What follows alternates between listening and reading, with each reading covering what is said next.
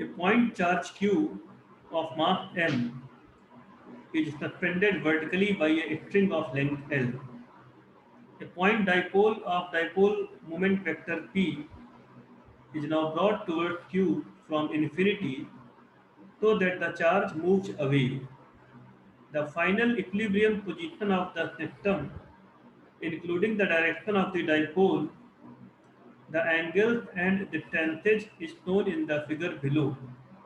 If the work done in bringing the dipole to this position is n into mgh, where g is the acceleration due to gravity, then the value of n is.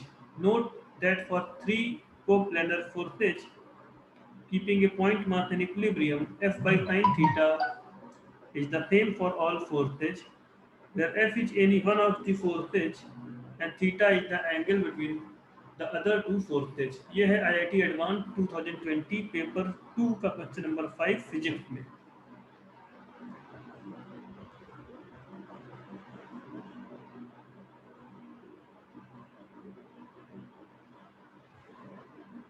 तो देखें, सबसे पहले dipole था infinity पे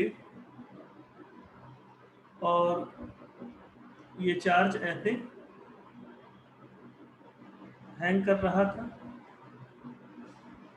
तो यहाँ पर system की पोटेंशियल एनर्जी को हम मान लेते हैं 0। बाद में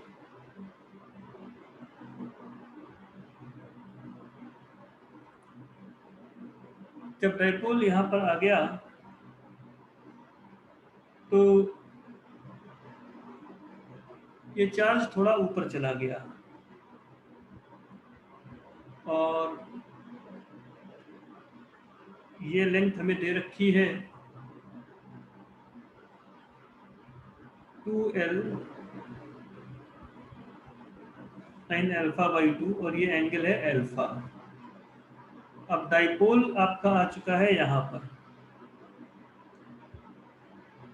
ऐसे और चार्ज क्यू यहाँ पर पहुँच गया है और ये जितनी हाइट ऊपर आया है चार्ज क्यू ये है h। अब इस बात में आप समझें कि जैसे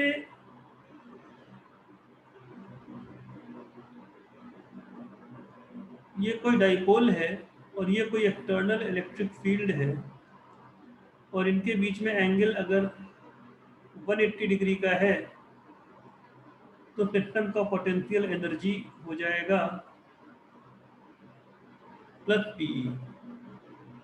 अब आप ये बात समझ सकते हैं कि ये जो पॉइंट चार्ज क्यू है, पॉइंट चार्ज क्यू का जो फील्ड होएगा वो ऐसे होगा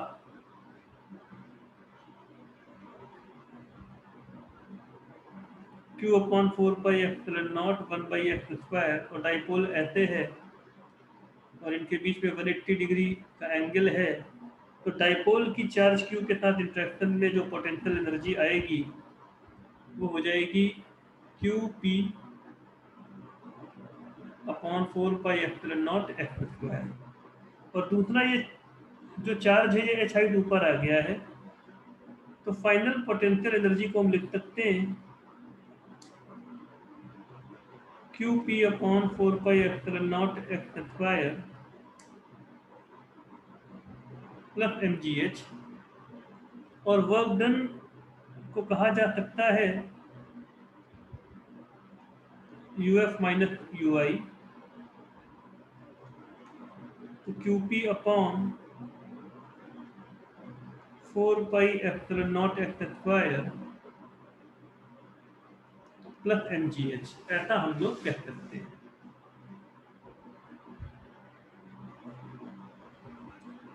अब इन चीज़ों को आपस में रिलेट करना होगा तो उसके लिए देखिए यहाँ पर फोर्सेज क्या है, टेंशन T है, इसका वेट है mg और डाइपोल का रिपल्सन लग रहा होगा चार्ज पे ऐसे, वो होगा F। अब F क्या होगा, तो देखिए एक्सियल पोजीशन पे डाइपोल की इलेक्ट्रिक फील्ड क्या है, एक्सियल पोजीशन पे डाइपोल की इलेक्ट्रिक फील्ड है 1/4πε0 2p/f³। तो जो चार्ज पे फोर्स लग रही है वो हो जाएगी 1/4πε0 2pq/f³। अब ध्यान देने वाली बात है कि ये एंगल है 90 डिग्री माइनस α/2, ये एंगल है α/2, ये एंगल भी है 90 डिग्री माइनस α/2 और ये एंगल भी इतना ही वैल्यू रखता है 90 डिग्री माइनस α/2। तो अगर हम सारी फोर्सेस को देखें जो एक्ट कर रही है चार्ज क्यू पर, तो एक तो है mg, दूसरा फोर्स है टेंशन T और तीसरा फोर्स है F। अब ध्यान से देखें कि 90 degree minus α/2 plus 90 degree minus α/2, ये वाला एंगल आ जाएगा 180 डिग्री माइनस अल्फा, और इस एंगल को अगर आप कैलकुलेट करें तो ये आ जाएगा 90 डिग्री प्लस α/2। तो अगर आप इक्विलिब्रियम कंडीशन को अप्लाई करें तो आपको मिलेगा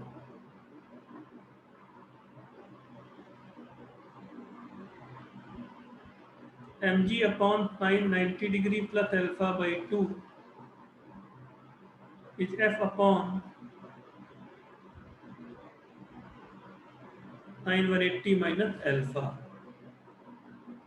ये बन जाएगा mg/cos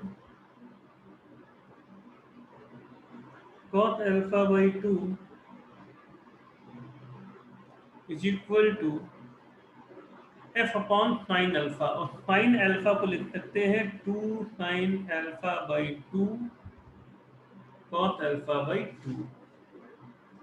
तो बच्चों ये बन जाएगा mg is equal to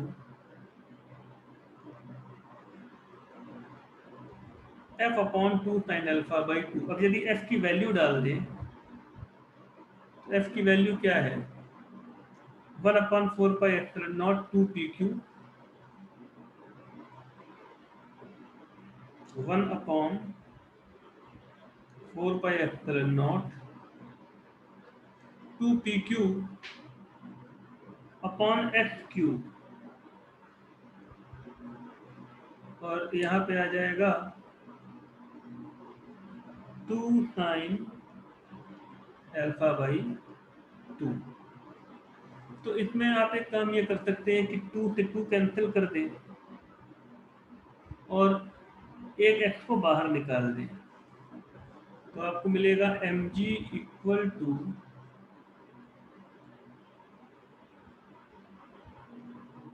pq/4πε0 x²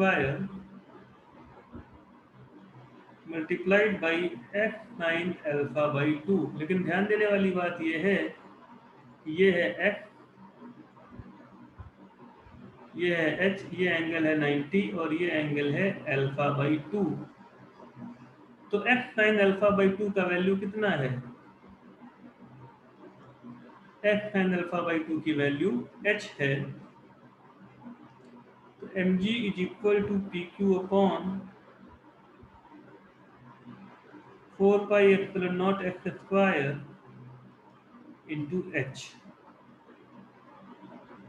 तो mgh की वैल्यू आ जाएगी pq/4πε0 x²।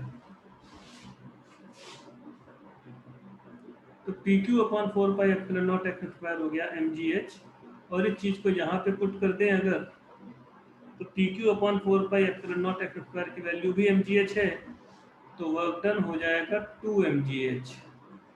अब अगर आप work done equal to 2 mgh तो n इंटू mgh से कंपेयर करो, n will be equal to 2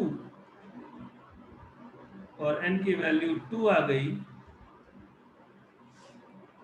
तो ये प्रॉब्लम सॉल्व हो गई। तो ये था IIT फिजिक्स एडवांस्ड पेपर 2 का क्वेश्चन नंबर 5, पेपर था 2020 का। Thank you. अब आ जाते हैं क्वेश्चन नंबर 6 पे। ये कहता है a thermally isolated cylindrical closed vessel of height 8 meter is kept vertically. It is divided into two equal parts by a diathermic perfect thermal conductor frictionless partition of mass 8.3 kg. Thus the partition is held initially at a distance of 4 meters from the top as shown in the figure below. Each of the two parts of the vessel contains 0.1 mole of an ideal gas at temperature 300 Kelvin. The partition is now released and moved without any gas leaking from one part of the vessel to the other.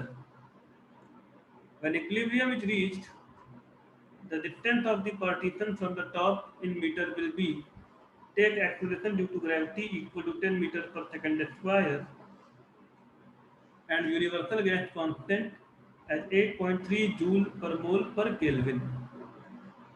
All right, तो इसे हम लोग करेंगे अब।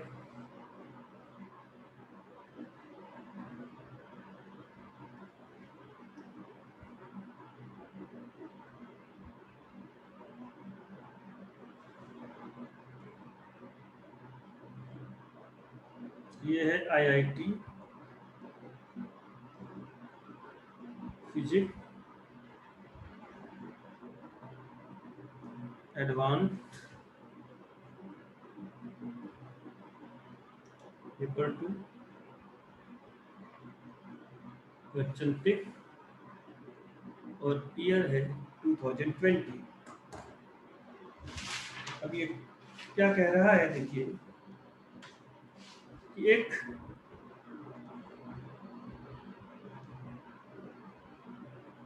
Cylinder है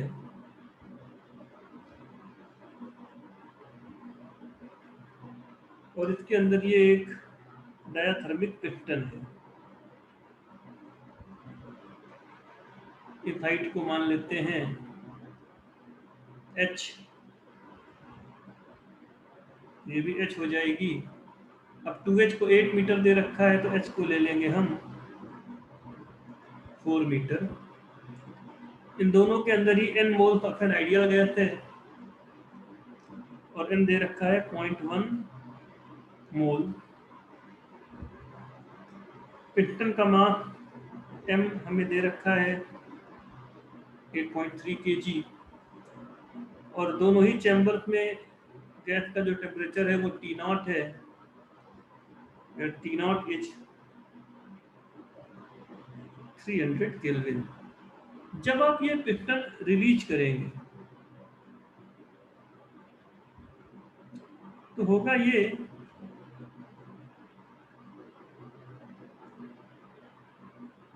कि piston अपने wait की वजह से नीचे आएगा। अब एक न्यू इक्विलिब्रियम पोजीशन आ जाएगी जिसमें कि नंबर ऑफ मोल्स दोनों ही गैस चैम्बर्स में n रहेंगे। एक नया टेम्परेचर T अटेन हो चुका होगा और यहाँ पे प्रेशर होगा P1 और यहाँ पे प्रेशर होएगा P2। अब गैस की मोलर स्पेसिफिक हीट कैपेसिटी को मान लेते हैं CV और C मान लेते हैं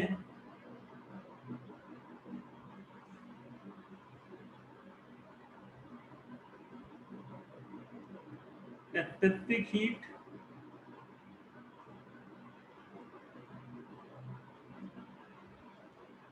कैपेसिटी ऑफ पिस्टन। तो देखिए mg ने जो वर्क किया होगा mgf, वो सिस्टम की जो इंटरनल एनर्जी है उसी में जाएगा। अब इंटरनल एनर्जी इंक्रीज हो सकती है गैसेज की, तो वो तो हो जाएगा 2 NCV T minus t not plus piston का टेम्परेचर भी पहले टी नॉट रहा होगा, अब टी हो गया होगा, तो पिस्टन की भी एनर्जी बढ़ गई mc T minus t naught. अब हमें कोई इंफॉर्मेशन नहीं दी गई है पिस्टन की हीट कैपेसिटी के बारे में, तो we can take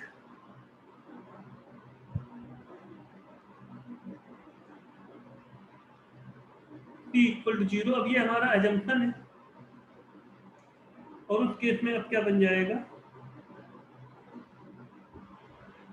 mgx is equal to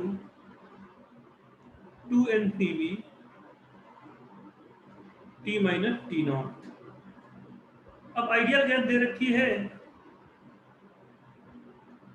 तो एक बार फिर से हम मान लेते हैं कि मोनो एटॉमिक गैस है, तो Cv को ले सकते हैं 3r/2। तो m है 8.3, g है 10 और x इज 2, n की वैल्यू 0.1, Cv है 3/2 इंटू r, और r की वैल्यू भी 8.3 है with appropriate unit into t minus 300। अब इसको यदि आप सॉल्व करने चलेंगे तो 8.3 कैंसिल हो जाएगा, 2 से 2 कैंसिल हो जाएगा, और आपको ये मिलेगा 100x is equal to 3 into t minus 300।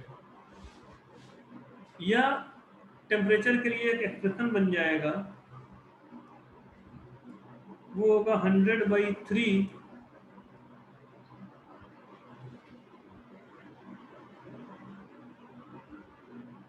100x/3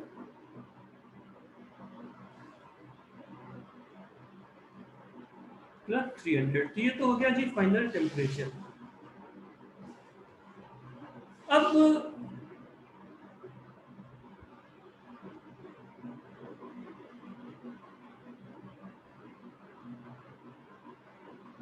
ये पिस्टन है, यहाँ प्रेशर P1 है, यहाँ P2 है, क्रॉस सेक्शनल एरिया A मान लें, ये लेंथ है h प्लस x और ये लेंथ है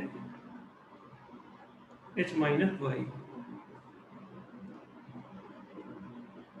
तो प्रेशर P1 को आप कह सकते हैं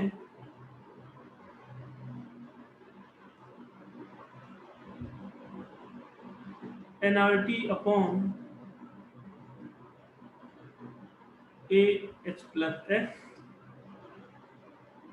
और प्रेशर P2 को कह सकते हैं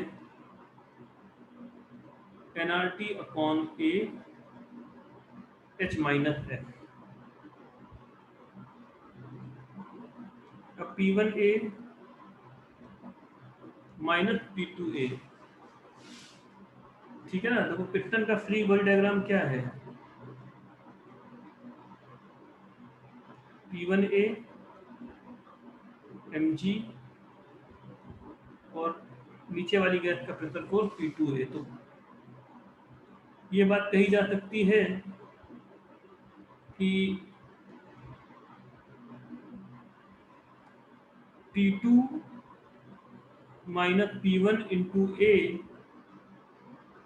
इज इक्वल टू mg, ये इक्विलिब्रियम के लिए है, और इससे आपको मिल जाएगा n की वैल्यू 0.1 इंटू RT। अब P2 था nRT upon A h minus x, तो ये आ जाएगा h की वैल्यू 4 थी तो 1/4 माइनस एक्स माइनस P1A क्या था nRT/h+x, तो 0.1 RT तो बाहर कर दिया, 1/4 plus x and this is equal to mg,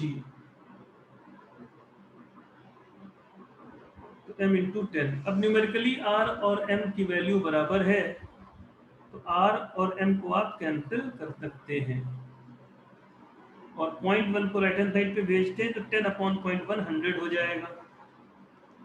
तो आपको मिलेगा t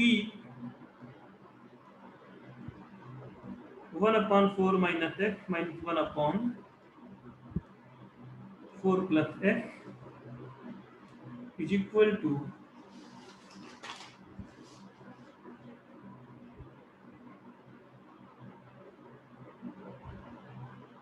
100 और ये हो जाएगा t 4 plus x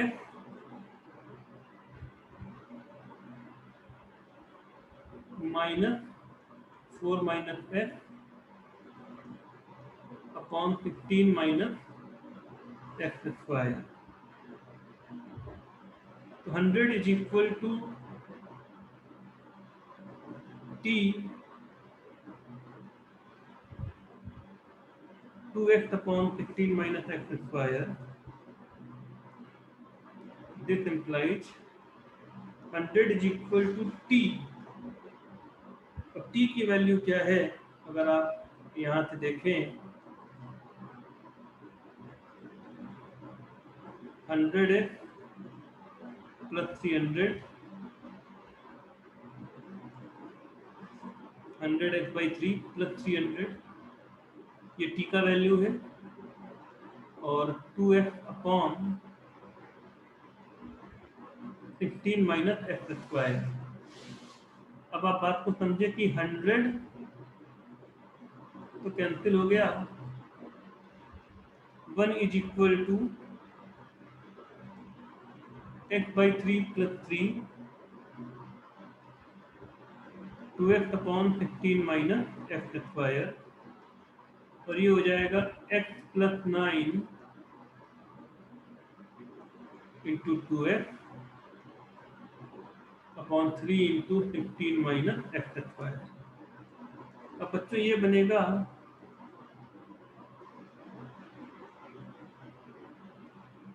48 minus 3x square is equal to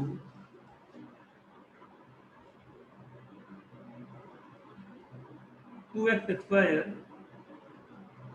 plus 18x, तो 5x square plus 18x minus 48 equal to 0।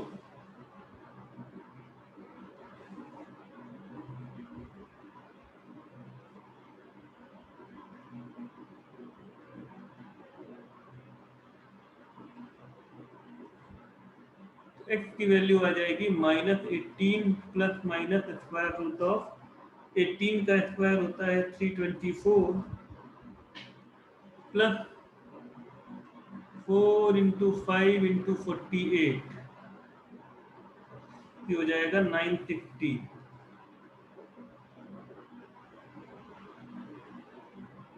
By 10। अब x का निगेटिव वैल्यू तो लेंगे नहीं, x की वैल्यू हो जाएगी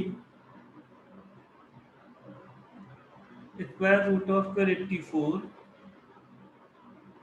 माइनस 18 बाई 10 और ये हो जाएगा अप्रोक्सीमेटली 35.8 माइनस 18/10, तो ये आपका आ जाएगा 1.78।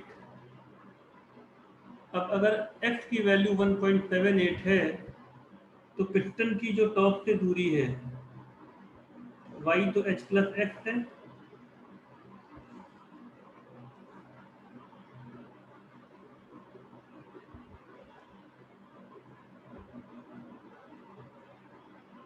तो ये जो दूरी है y ये है 4 प्लस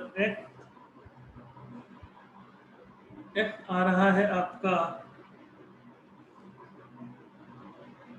1.78, तो y की वैल्यू अप्रोक्सीमेटली है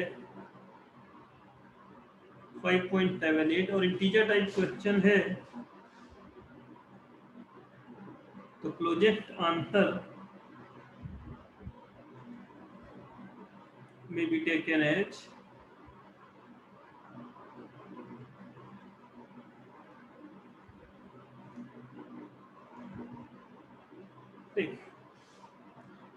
ठीक है। ऑल्दो इस क्वेश्चन में बहुत सारे बच्चे लैंग्वेज की वजह से थोड़ा कंफ्यूज हुए थे और इसीलिए जो जेई की काउंसिल थी उसने marks to all the students दिए थे।